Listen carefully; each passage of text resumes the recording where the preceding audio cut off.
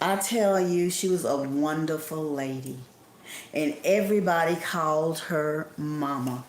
I don't care how old they were, how young they were, she was everybody's mama. And today I am making her homemade stew. And you don't know, that just, it was the best thing in the world. Because whenever my mama cooked, she cooked with love. And that makes your food taste good. When you cook with love. When you cook with anger, you're upset, it just don't come out right. But if you cook with love, it just makes everything so much better. And I can remember the days I walked in her house. She had a patio on the side of the house, which was a garage. And when you walk in the house, she would always be sitting in the kitchen to the right in a big old office chair. She used to just sit in a regular kitchen chair. But one of my sisters bought her an office chair because she just stayed at her table, and we would sit at the table with all of us, my sisters, my nieces, whoever came in. She made you feel at home. And we would just laugh and talk forever. And talk about it, brothers and whatever they got going on and whatever. And one time I walked in and Mama was making her homemade stew. And it smelled so good. And she was pulling out her homemade big old long pan of cornbread. And I say, Mama, oh, I can't wait. She said, well, you're going to have to wait because my cornbread is ready, but my stew got about 30 more minutes to be ready. And man, let me tell you, that was the best stew. She would buy the soup bones. If she couldn't buy that, she'd buy the big steak and cut it up herself, or buy it already cut up. Then she'd take the big elbow macaroni and the potatoes and the tomato chunks and fresh garlic, a little green pepper, a little red pepper, bell pepper, and cut it up and put it in there. Oh, y'all, you talking about so good. And then she would cut up some raw onions because she knows some of her kids like raw onions on their stew after they put it in the bowl. But guys, it was the best thing ever. And I can just see her now. It just feel like I hadn't smelled that smell in so long. And I'm making my mama's stew, and I smell that smell, and I can't wait. It's going to be so good. I cannot wait. And I just feel my mama's presence today. I just feel her in my house, and I feel her around me. And let me tell you, that is the best feeling in the world. And I miss her so much. My mom been gone since 2009, and I miss my mom like yesterday. I miss my mother. You know, people always talk about how they lose a best friend and how they feel, or how they lost their cousin and how that made them feel because they lost their cousin. But you can lose whoever you lose, but when you lose your mama, baby, let me tell you, you forget about everybody else that left here. You just forget about them.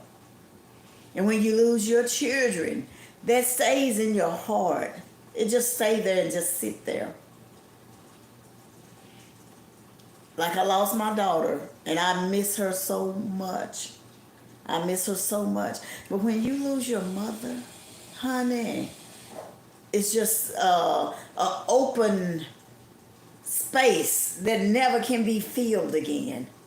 That never ever can be filled again. And boy, if I tell you my mom was a good lady, she was a wonderful lady. Yes, boss lady, you right, Becca. She was a boss lady, sitting in a chair, and she always would say whatever was on her mind. She didn't hold nothing back. She didn't hold nothing back. Whatever was on her mind, mama was going to tell you whether you wanted to hear it or not. My mama was going to tell you. But you talking about so many good meals at that table. So many mess went on, a lot of mess went on right at that table. And my brother would come in, one of my brothers, he would say all the time, let me hear him get my food. Mom, I'm taking my food to go. And Mama said, won't you sit here and eat? No, all this mess up here, y'all just messy. And I'm taking my food, I'm getting in my car, and I'm going home, and I can enjoy my food, not around messy people. But we would just have a good time. And I miss that so much. I miss that so much. But I'm making my mama stew today. And honey, I just feel her today. I just feel her in my spirit today. I miss her so much that I just feel her today. And honey, when that stew get ready, I'm going to make me a bowl of that stew. And I'm going to enjoy my mama's stew. I'm going to enjoy her stew. And I'm making that cornbread just like she showed me how to make it in the oven. I'm going to do that cornbread just like she told me to make it, how she told me when it's done, but it's sort of light on the top. Mama would say, you take it out of the oven and you set it to the side. Don't let it cool. And you take you some butter and you take a butter knife and you spread that all over the top of that bread. She said, and you let it sit for about 4 minutes. Then you take it and you put it back into the oven. And when you put it back into the oven, it's gonna brown faster because you let it air a little bit. I'm gonna do that cornbread. I'm gonna cut me up some onions like my mama did. And I'm gonna put the onions on just a little top of the onions on top. And honey, and then she would take an extra black pepper and put on top of hers. That's what I'm having today. My mama's stew.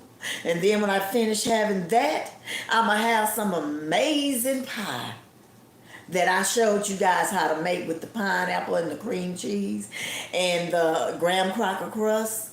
That's what I'm having for dessert. I hadn't made that yet, but I got my mama's stew cooking. And honey, let me tell you, it's going to be some eating up in here. You hear me? It's going to be some good eating up in here because I smell that stew. And that's the smell I used to smell when I walked into my mama's kitchen. And she was sitting to the right by the ice box, and behind her was a sink.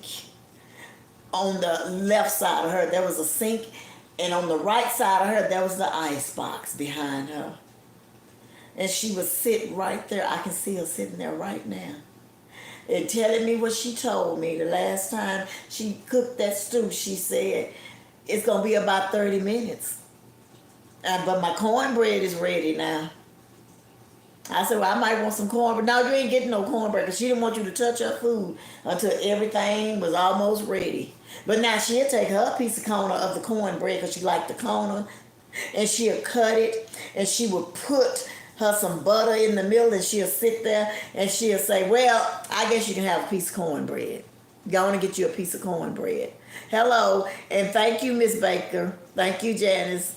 And she would, and thank everybody that came on. But I miss my mama. I miss her. And sometimes my husband will be in there asleep. And I get up and come in the kitchen and I'll be fixing us breakfast. And I say, Mama, I miss you, and I want you to come down and help me cook this can of salmon this morning. But I miss you so much. And he'll say, baby, who you talking to? I say, I'm talking to Mama. I talk to my mama sometime, y'all. That feels me. But I feel her in my presence today. I feel my mama. I feel her so much today. And it's like when I see my family, I see my mom, I see my dad. It's a little piece of her in each one of us. With what we do, our reactions, the way we talk to each other. But my mom was a wonderful mother. She had never, ever been sick in her life. Never been sick. And she got sick in her stomach.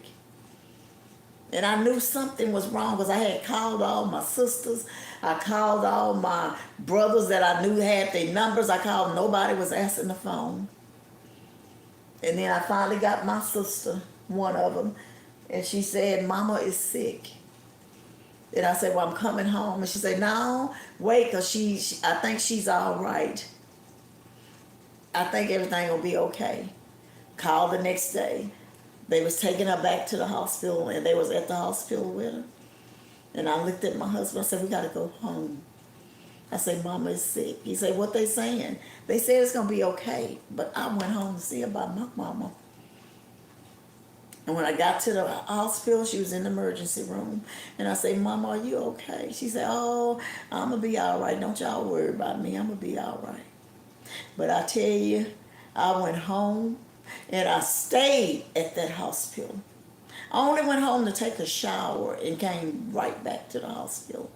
I slept at the hospital. I stayed at the hospital. I never left. None of us, we was with our mom. And some of my sisters had to work. But when they went to work, they went to the hospital first. Then they came home, came right to the hospital from work. We was there for our mother because she was always there for us. And we loved our mother. We loved her so much. And when my mama left this world, all her children was around her bed when she left. All of us was around her bed when my mom left. It was a couple that wasn't, but we was there around her bed when my mom died. So when we buried my mom, oh, she had the beautiful horse and carriage. It was so beautiful. Just beautiful. We put her away like she was the Princess Diana, which she was. And it was, I'll never forget, it was a white man downtown. And the procession was going on through downtown, going to the graveyard. And he said, who died? Who is that? I ain't never seen, this is a huge funeral and the carriage, who died? And they told him it was my mom. They told him it was my mom. And he said she must have been a wonderful lady. And you talking about was a dresser. You talking about that dress like a diva out of this world, honey. My mother, she was a dresser. And you know who dressed her? Her children. We always bought her beautiful suits and hats and skirt sets and shoes, just cologne, just whatever. And when she died, my sister had an open house garage sale. And we had took a whole bedroom and made my mom a closet. And when people came in there, they was telling my sister, oh, she was a queen. Oh, look at these most beautiful clothes I ever seen. Look at these shoes. Look at these bags. Oh, my God, who was your mother? Who was she? She was just a wonderful soul. If you knew my mama, you would still miss my mama. We miss her so much, at least I do. And sometimes it's hard to go home because she's not there anymore. She's not there. Everybody else is there, but you look around and you used to seeing her on the holidays. And when you go home, you used to go into her house and seeing your mother. But your mama's not there no more. I'm not there no more. She says she's not there no more. She is not there anymore. And I'm going to end this right here with the little poem that I wrote. Somebody else wrote it, but I rewrote it. This is dedicated to my siblings and my mom.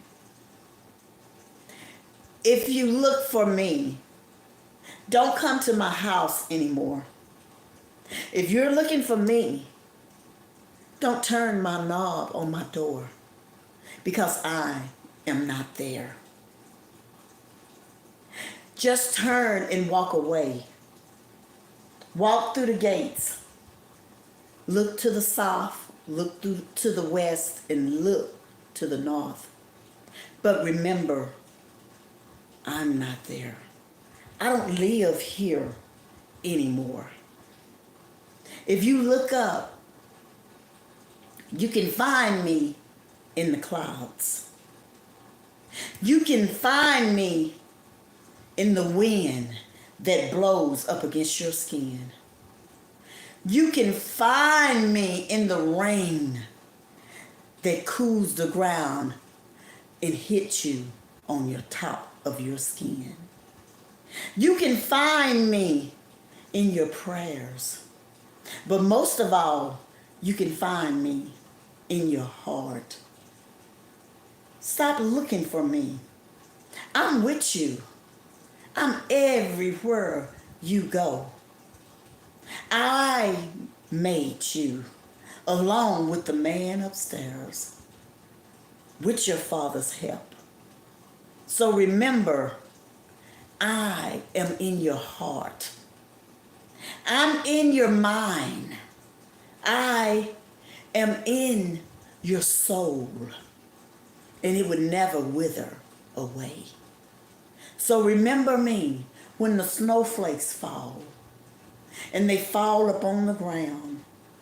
And they stick white as snow.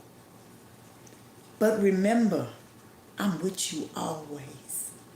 In your thoughts, in your words. I have taught you well. I taught you how to walk away when people talk about you and misuse you. I taught you how to turn to one another when you feel you don't have a friend that you can call on. You have a friend within your sister, within your brothers. I've taught you how to love others that don't even love you. I taught you how to hold your head up high when people are trying to put you down. I taught you how to love yourself when no one else loves you. But remember, don't come to my house and knock at my door anymore, because I don't live there anymore. You can go to my grave and stand at the foot of my grave, and I will feel you, because I know you are there. The Lord knows you are there.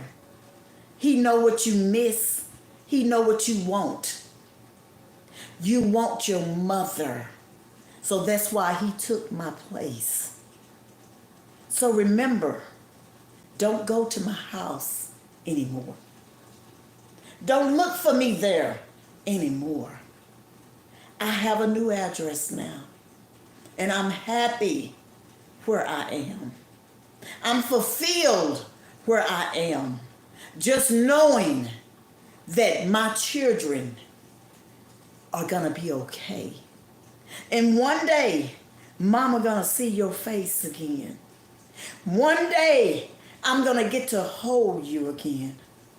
But until then, don't go to my address anymore. Because remember, Mama is not there. Thank you, guys. I just wanted to get that off of my chest. I love my siblings so much. And I know you miss your mom, Peaceful. I know how that is. I know you miss your mom. We all do. Thanks for the hugs. Thanks for listening to me. And before I get off of here, I'm going to take y'all in here with me so I can show y'all my mama's stew. I want to show y'all my mama's stew. I am making my mama's stew. I haven't made my cornbread yet, but I am making my mama's stew. And honey, let me tell ya, that's going to be the best thing in the world. The best thing in the world is going to be my mama's stew. I'm making my mama's stew. Y'all can't see. I'm trying to back it up. There it is. That's my mama's stew. Right there. I am making my mama's stew. Something that's so delicious. Even my nieces, I talk to them sometime, and they'll say, you know what I miss? Auntie, I say, what you miss? I miss Mama's stew. I miss her stew so much.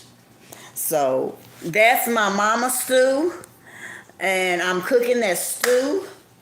And after a while, honey, I'ma have me a bowl of that stew for my mama. I'ma have some stew. That's something she loves. She cooked that all the time. All the time. She would cook stew. And another favorite of hers was chicken and dressing. And she would cook that chicken and dressing. Just so good. So good. Just was lovely. And guys, I love you. Thank you for coming on, listening to me. I appreciate you. And I appreciate everybody on here, even the ones with bad remarks. I'm going to just pray for you because I know the Lord loves me and I love myself. And thank you for my mod that's in here. Thank you so much, Janice. I appreciate you so much for everything that you do. And I just want to say I love you guys and y'all have a good day. Thank you so much.